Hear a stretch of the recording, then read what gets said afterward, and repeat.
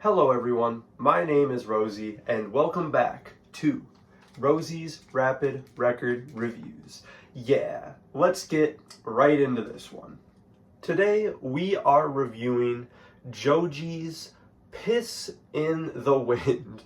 And low-key, I don't know why I laughed, we gotta go back. Today we are reviewing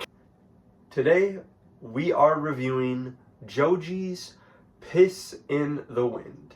And this is the newest album from singer, songwriter, former Pink guy, Joji. And I gotta be honest, the main reason we're reviewing this is because I'm disappointed. Like, I'm gonna get into it. And on this second listen, I gave it another listen while I was drawing the artwork for this. I enjoyed it a lot more. You know, we draw the cover arts on this channel poorly, and, you know, we got a glow up. I actually got some crayons now, so this is all done basically on crayon, so, like, I think that's pretty hype. If you want a better view of it, boom, there you go. There it is. But if you want to see the actual art, it is over here. Maybe the best part of the album. I really like it. I like his obsession with using red in these album arts. And speaking of that, the red kind of symbolizes that this is just like Nectar and Smithereens 1.5. Yeah, I gotta be honest, hearing Pixelated Kisses back in January gave me a very different expectation of what this album was going to be. And I can't even say I'm like a super big Rage fan. There's some Rage albums I do enjoy and some artists, but it's not too many. But Pixelated Kisses was awesome and it felt like a new direction for him. But once you get into the track list of this album, it feels very flat, and like he just kind of spent the last 4 years or however long it's been since Smithereens just, you know, just doing whatever, which is fine. Like, you know, good on you. I don't blame you, but I do wish we could have got more like fully realized tracks on here. There are songs on here I quite enjoy. Forehead Touch the Ground is just a great tune. It's beautiful. It's one of the most beautiful songs I think he's made. That piano just feels so smooth and calming.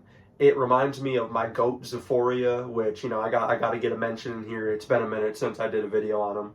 The snare is fire, and when you give Joji's like angelic, beautiful voice a great instrumental to be on, they just mesh together so well. Love You Less is probably like the all-around best song on here.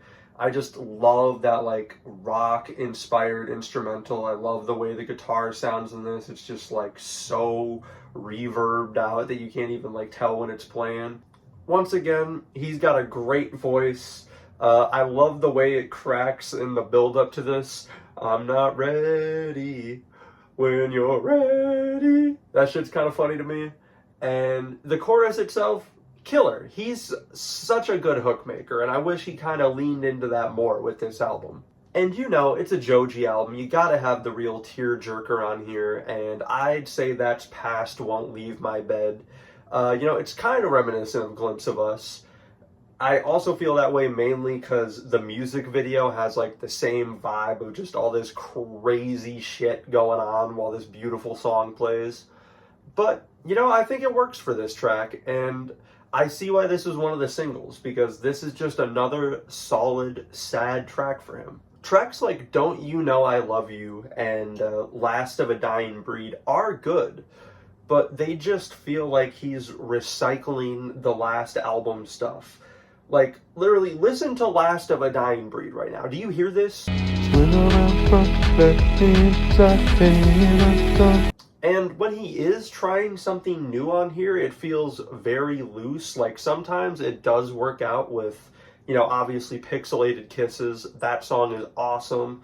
The crunch of that bass is just just amazing. Every time I hear this song, I gotta turn my headphones up like 3 more because, you know, fuck it. Sojourn is also a pretty great one. I love how just dark and gritty this instrumental feels. It's something new for him, and I'd like to see him, you know, explore it on his next work, whenever that will be. Hopefully it's not like 4 years, you know, we can hope, we can hope. But one thing I haven't mentioned so far is just the run of these last 5 tracks. And this is really what puts the nail in the coffin of this album for me, because up to that point, like, the songs I don't like, I can see a little bit of value in them, except for Cigarette. Cigarette is ass. Let's just be oh my god.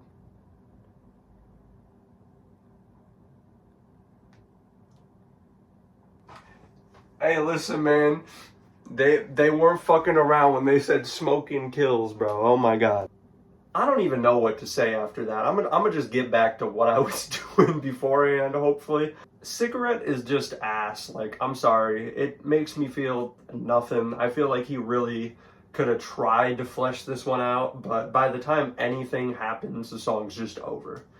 And the last 5, like I was saying, Silhouette Man, it just feels like if you took TikTok and you're like, you know, this song's fun. What if we just removed the fun element and it just had this stupid beat and there were lyrics that made no sense over it? Strange House almost felt like it was going somewhere with these, once again, very distorted, blown out 808s. And when it would rise and you'd think something was going to finally happen, it did the same thing with the instrumental. So at that point, I was just kind of tired with the album. The closer Dior also doesn't really do much for me. And I just feel like this ending, like, what are we doing, bro? It really feels like we're just putting tracks on here just for track's sake, you know? Like, we're doing snippet core right here. That's what we're at. And the reason I'm actually going in on this album right now is because I love Nectar. Nectar is an incredible album. I still listen to it till this day. There are so many classic songs on there. And I feel like since then, he really has not just actually tried to make an album. I feel like he's just been making songs and he's just like, okay, here you go. Here's some songs. Here's some songs. And, you know, if that's what he wants to do, you know, fair enough to him. But at least give us a shorter rollout or something.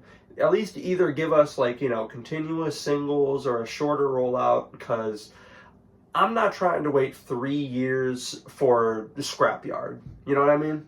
Anyways, thank you for watching. Hopefully God does not interfere and move the camera again, because, you know, that was horrifying. But, yeah, I mean, as much negative as I said, the second time I went into this album, I did enjoy it a little bit more, just having it on in the background drawing. But if you're really paying active attention to this album, it just doesn't do enough to make it worth an album experience. You know what I mean? This is like 45 minutes that truly could have been 18 minutes of really good music. I hope you enjoyed this video. I will see you all in the next one. I'm going to play my favorite bits at the end here. And RRRR. Now I should approach cautiously, because you never know what's gonna happen. Ooh. Pixelated kisses got me going insane. Replicate this moment from a million miles away. Something about your